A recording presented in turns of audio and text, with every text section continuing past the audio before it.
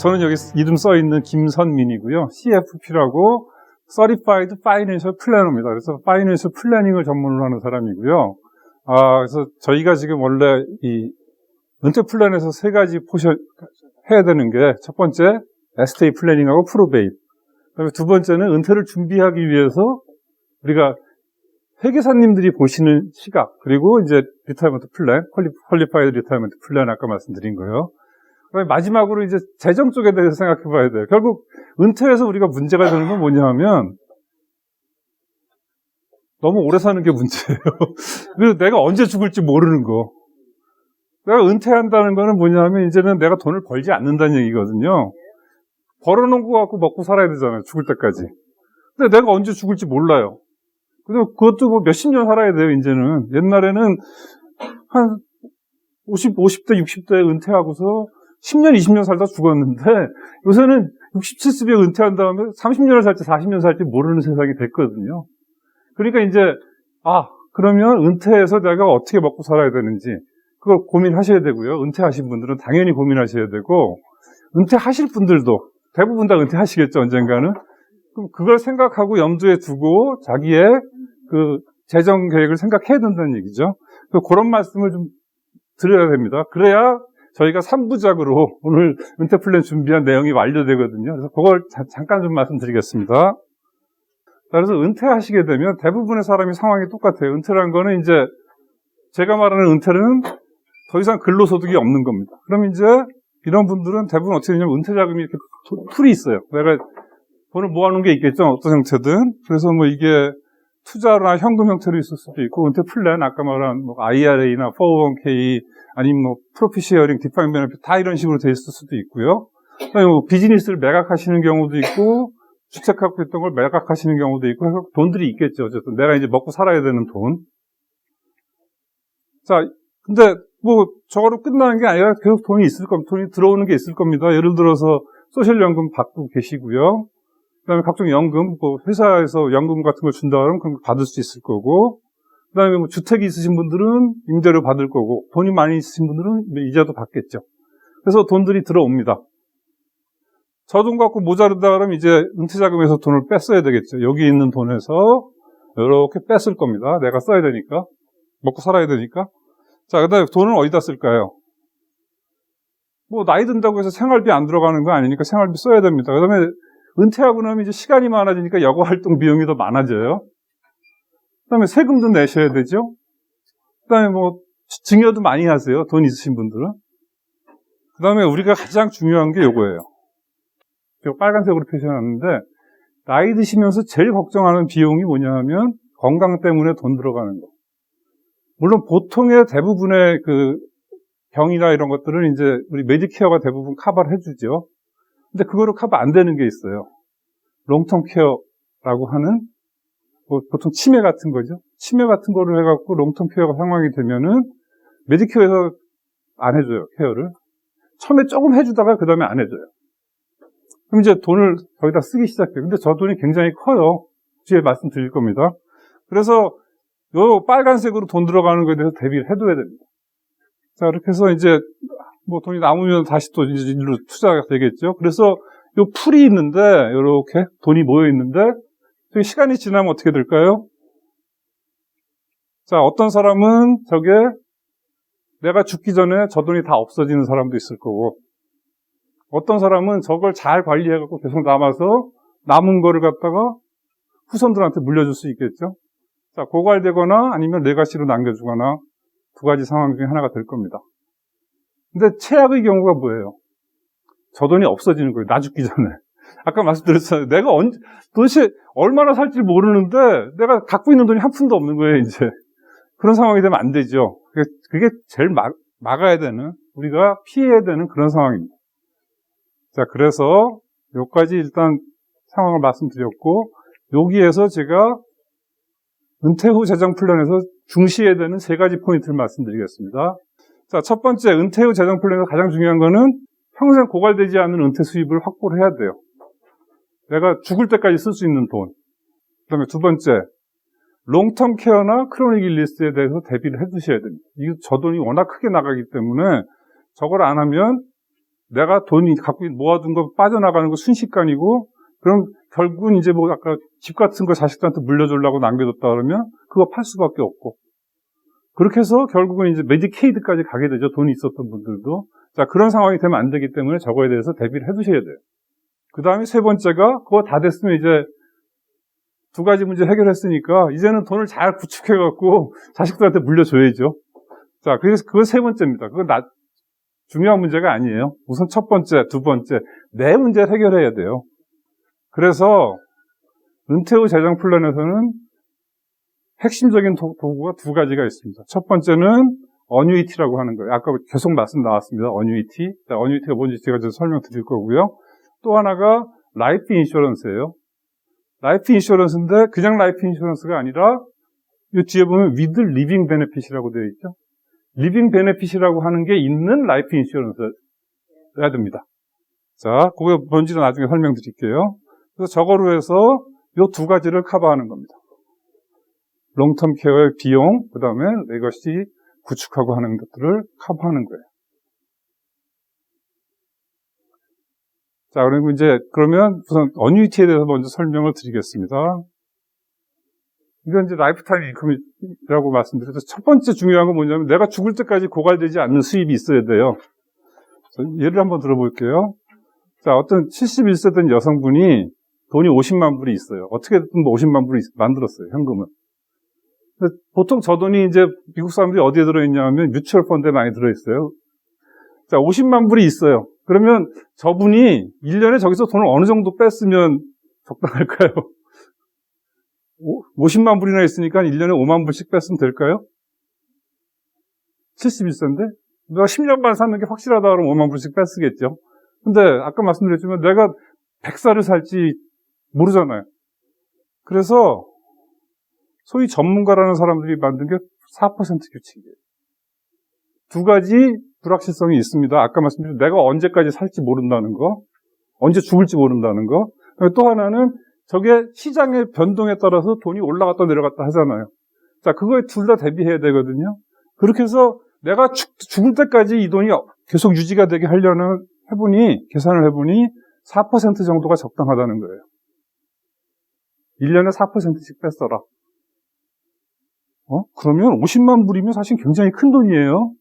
은퇴 플랜, 자기가 71살 돼서 자기가 쓸 수 있는 50만 불 갖고 계신 분이 5%도 안 됩니다, 실제로는. 근데 저 50만 불 갖고 계신 분이 4% 룰을 따랐더니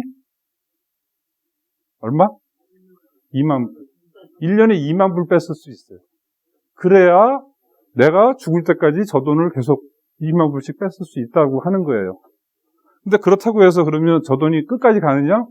그것도 보장할 수는 없어요. 왜냐하면 주식시장이 어떻게 될지 아무도 모르잖아요. 그러니까 그러면서도 고갈 위험은 여전히 남아있습니다. 어뉴이티란 게 뭐냐? 자, 저 돈을 갖다 어뉴이티에 넣었다고 생각해 볼게요. 그러면 저기에서 어뉴이티에서 계산을 해서 돈을 주는데 1년에 보통 여기 복잡하게 써 있습니다만 하나의 상품 예를 든 거고요. 실제로 계산해서 뽑아봤더니 한 28,000불, 29,000불 정도를 줘요. 매년. 언제까지? 죽을 때까지. 자, 이제 내가 이거 고민 안 해도 돼요. 고갈될 비용 고민 안 해도 돼요. 왜냐면 죽을 때까지 주니까. 금액 더 커요. 그렇죠? 자, 이쪽으로 가시겠어요? 이쪽으로 가시겠어요? 그래서 어뉴이티라는 게 굉장히 중요한 거예요. 그러니까 어뉴이티를 이렇게 은퇴하셔갖고 나중에 목돈을 갖다 한 번에 이렇게 넣으셔도 되고, 아까 이상엽 회계사님 말씀하신 것처럼 은퇴 플랜으로 해서 내가 계속 젊을 때부터 계속 돈을 모아갖고 여기에 이렇게 이만한 돈이 쌓이게 만들어도 마찬가지입니다. 결과는. 그래서 내가 평생 이렇게 돈을 받을 수 있는 그런 기반이 되는 거예요. 그럼 굉장히 이제 안심이 되겠죠. 일단 자, 소셜 시큐리티하고 이거 두 가지가 있으니까 나는 이거는 소셜 시큐리티 죽을 때까지 주는 겁니다. 그렇죠? 그러니까 죽을 때까지 받을 수 있는 돈이 두 가지가 된 거예요. 그러면 이제 조금 좀 안심이 되죠. 자, 그 다음에 소셜 시큐리티 같은 건 더군다나 이게 물가가 올라가면 조금씩 올라가거든요, 금액도. 이 어뉴이티도 그렇게 할 수 있는 옵션들이 있어요. 그래서 금액을 조금씩 올려가면서 받을 수 있게. 그렇게 되면 이제 걱정이 한결 덜어지겠죠. 자, 그래서 첫 번째 문제, 제가 세 가지 포인트 중에서 첫 번째는 내가 죽을 때까지 없어지지 않는 인컴이 있어야 된다. 인컴을 만드는 가장 좋은 방법이 바로 이 어뉴이티라는 상품을 이용하는 겁니다. 자, 다음에 두 번째 말씀드린 게 뭐였죠? 롱텀 케어에 대비해야 된다 그랬고, 세 번째로 레가시를 만들어야 된다 그랬습니다. 레가시라는 건 뭐냐면 내가 죽었을 때 자식들한테 줄 수 있는 돈이에요. 그렇죠? 후손들한테. 그걸 꼭 현금으로 갖고 있어야 될 이유는 없죠. 집으로 갖고 있어야 될 필요도 없어요. 죽어서 보험해서 그 주게 하면 되잖아요. 그래서 처음에 젊을 때는 보통 생명보험 드시는 이유가 뭐냐면 내가 무슨 일이 생겼을 때 우리 가족이 어렵지 않게 해주려고 드시잖아요. 근데 이제 연세가 드시면 생명보험 드시는 목적이 그게 아니에요. 내가 죽어봐야 뭐 자식들 다 컸고 지들이 하고 있는데 내가 걱정할 필요는 없잖아요. 근데 아이고 저 귀여운 손녀들한테 좀 돈을 좀 모아주고 싶어요. 물려주고 싶어요. 근데 내가 가진 돈은 없어. 그런 경우에 생명보험 드시는 분들 많으세요. 애들한테 물려주기 위해서. 내가 죽으면 그 돈 나오는 거니까. 내가 죽는 거는 세상에서 단 한 가지 확실한 게 있다면 내가 죽는 거죠, 언젠가는. 불확실한 세상이지만 한 가지 확실한 건 내가 죽는다는 사실은 확실합니다. 그러니까 그 돈은 언젠가 받을 거 아니에요. 그러니까 그렇게 해서 하시는데 그게 중요한 건 롱텀 케어 코스트를 커버해 준다는 거예요. 그 부분은 이제 설명드릴 겁니다. 근데 여기 자료에 보시면 이거 쭉 나오는데 제가 다 안 읽을 겁니다. 롱텀 케어 코스트라고 하는 거는 내가 나 혼자 활동을 못하는 상황을 롱텀 케어라 그래요. 법적으로는 뭐 6가지 활동, 데일리 액티비티라고 해서 6가지 활동이 있는데 그 중에 2가지를 내가 혼자 못하면 그때부터 롱텀 케어라고 불러요. 그러면 이제 보통 이런 데 들어가야 되죠. 너싱홈 같은 데 들어가야 되죠. 너싱홈 들어가면 코스트가 얼마냐? 미국 전체 평균이 1년에 93,000불이에요. 조지아가 좀 싼 편이네요. 이상하게. 83,000불. 1년에 10만 불 가까운 돈을 저기 써야 됩니다. 근데 그런 사람들이 한 번 들어가면 보통 몇 년 있냐? 평균이 2.5년, 1.5년이에요. 남자, 여자. 여자, 남자. 여자가 더 길죠. 저거 평균이에요. 실제로 저 안에 들어가서 5년이 더 있을지 10년이 더 있을지도 아무도 몰라요. 예, 그러니까 저 비용을 어떻게 감당할 거냐. 그거 내 돈 갖고 감당하기 시작하면 아까 말한 것처럼 금방 그 돈 다 빠져나갑니다. 내가 돈 쌓는, 아까 50만 불 있어봐야 3년이면 다 없어져요. 자, 그러니까 그걸 보험을 드시는 겁니다. 근데 그 보험을 보통 롱텀 케어 보험이라는 게 있어요. 롱텀 케어 보험을 하시는 분들이 굉장히 많은데 롱텀 케어 보험이라는 것들에 좀 문제점들이 있어요. 롱텀 케어 보험 쉽게 말해서 이거예요. 내가 롱텀 의료보험이나 자동차 보험 생각해 보세요. 자동차 보험 열심히 드시면 사고가 안 났어요. 한 번도 사고 안 내고 무사고로 잘 평생 타다가 그냥 죽었어요. 그럼 보험료 어떻게 됐나요? 내가 보험료 열심히 낸 것들 다 날아갔죠. 내가 중간에 사고를 한 번 내야 거기 내가 보험료 낸 거를 보상받는 거예요. 맞죠? 롱텀 케어 인슈런스라는 게 그래요. 롱텀 케어 보험이라는 게 내가 보험료 열심히 내다가 롱텀 케어 퍼실리티 안 들어가고 그냥 죽었어요. 건강하게 잘 살다가. 그럼 그 돈은 그냥 다 날아가는 거예요. 그래서 막상 롱텀 케어 보험들을 알아보시고 나서 드시려고 그러면 일단 비용이 작진 않거든요. 그 비싼 비용을 내고 이거 하려다 보니까 멈칫해갖고 못해요. 근데 요 라이프 인슈런스의 롱텀 케어랑 관련된 부분들을 보장해주는 게 포함돼요. 그걸 갖다가 이제 리빙 베너핏이라고 합니다. 리빙 베너핏이라고 하는 거는 종류가 많습니다. 터미널 릴리즈라 그래서 내가 앞으로 시한부 생명이 되는 걸 말해요. 닥터가 당신이 이제 2년 안에 죽겠습니다. 그러면 내가 죽으면 받기로 된 돈을 미리 당겨받는 거예요. 또 마찬가지로 크로닉 일리스라고 하는 거는 요 6가지 있죠. 요 6가지 중에 내가 2가지를 나 혼자 못하는 경우, 롱텀 케어 상황이죠. 자, 그런 경우가 되면 마찬가지로 내가 죽었을 때 받기로 되어 있는 돈을 당겨받을 수 있습니다. 그렇게 해서 그거로 롱텀 케어 코스트를 쓰시는 거예요. 그 다음에 여기 크리티컬 일리즈라고 해갖고 여기 병들이 많이 있어요. 뭐 암, 그다음에 또 뭐 있습니까? 여기 뭐 이름이 굉장히 많죠. 우리 보통 심각하다고 얘기하는 뭐 중풍, 왜 심장마비 이런 것들이 다 여기 포함이 되고요. 또 저런 병들이 걸렸을 때도 마찬가지로 내가 죽었을 때 받기로 되는 돈을 미리 받는 거예요. 그게 리빙 베네핏이라고 하는 겁니다. 원래 내가 죽어야 받는 돈은 데스 베네핏이거든요. 데스 베네핏을 내가 살았을 때 받는다 그래서 리빙 베네핏이라고 부르는데, 라이프 인슈런스에서 저런 리빙 베네핏을 커버해 준다 그러면 아까 말씀드렸잖아요. 3가지 중에 2가지를 또 이거로 커버가 해줄 수가 있죠. 그래서 이것도 마찬가지로 은퇴하셔서도 이런 것들이 굉장히 중요해지고, 이것도 마찬가지로 은퇴하시기 전부터 미리 준비해두면, 젊을 때 들면 그만큼 라이프 인슈런스라는 거는 코스트가 싸고 그 효과가 좋잖아요. 그렇죠? 그러니까 최대한 이런 것도 빨리 준비해 두시는 게 좋아요. 그리고 그것도 가급적이면 아까 이상엽 회계사님이 말씀하신 것처럼 어떤 은퇴 플랜이란 관점에서 준비하시면 그거로 해서 세금까지 세이브하시면 더 좋겠죠. 자, 이제 그런 것들을 갖다 우리가 종합적으로 고민하시면서 은퇴 준비를 하셔야 되고요. 은퇴하신 분들도 이제 그런 것들을 생각해 보셔야 됩니다.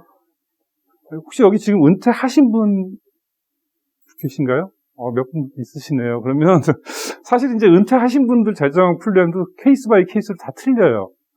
근데 제가 다음 장에 하나의 그냥 전형적인 예를 하나 들어놨거든요. 이게 뭐 모든 분들한테 해당되는 얘기도 아니고, 그렇지만 이제 예를 들어서 한번, 이렇게 되겠구나 하고 하는 걸 말씀드려 보겠습니다.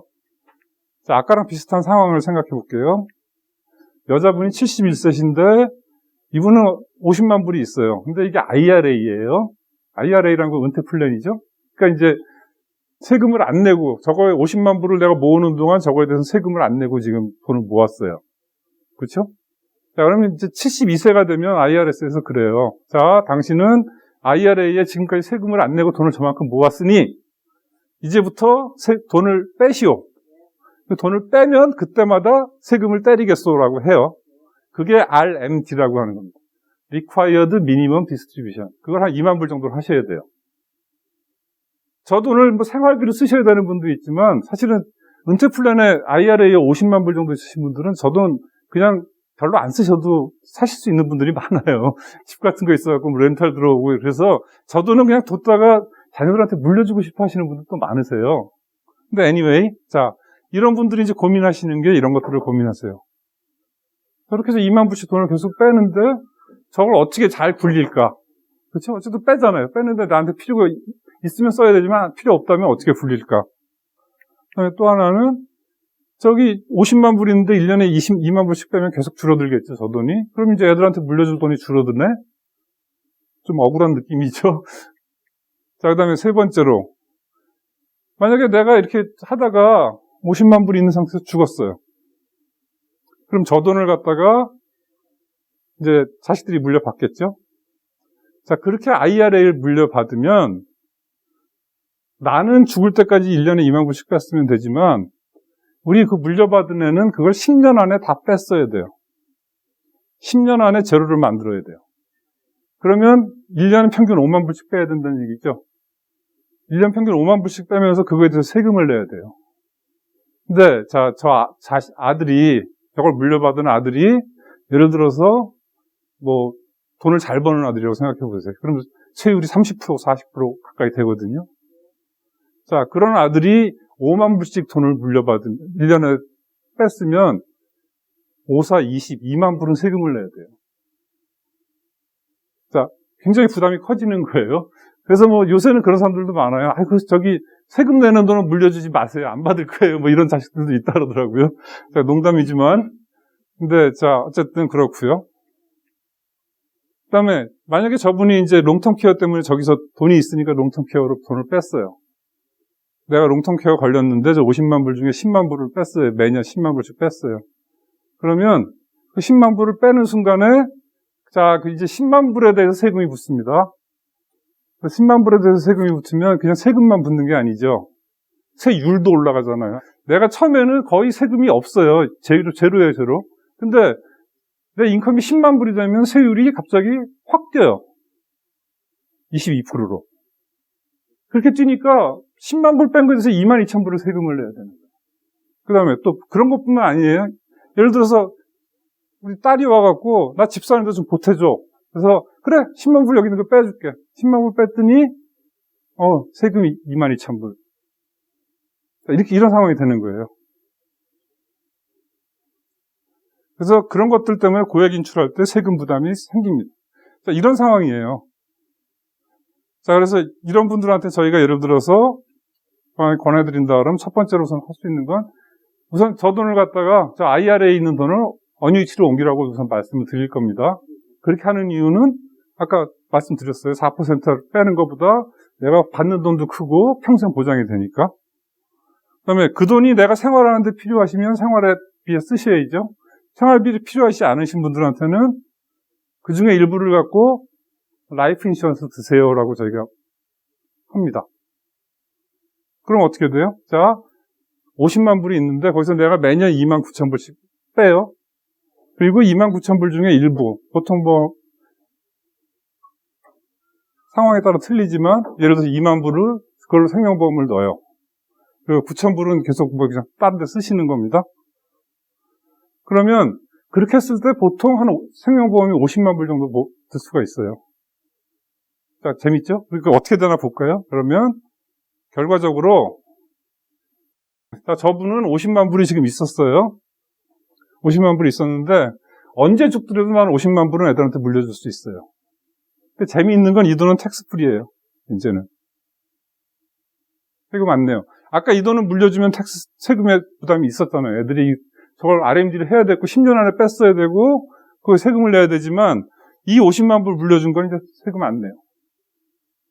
자, 두 번째.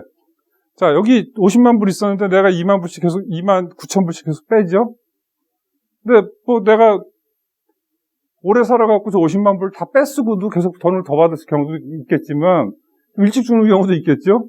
일찍 죽게 되면 그때 남아있는 돈을 다시 다 줍니다, 나한테. 그러니까 예를 들어서 내가 10년 받다가 죽었다 그러면 29,000불씩 10년 받았으니까 29만 불 받았죠. 근데 이자 감안하고 다 하면은 한 20몇만 불은 계속 남아요. 그거를 갖다가 우리 자식들한테 줍니다. 물론 그건 이제 세금은 내야 되는 돈이에요, 그거는. 어쨌든 그 잔액이 다시 상속이 될 수가 있어요. 세 번째, 리빙 베네핏 있죠? 아까 라이프 인슈런스가 그냥 라이프 인슈런스가 아니라 리빙 베네핏 있는 라이프 인슈런스이기 때문에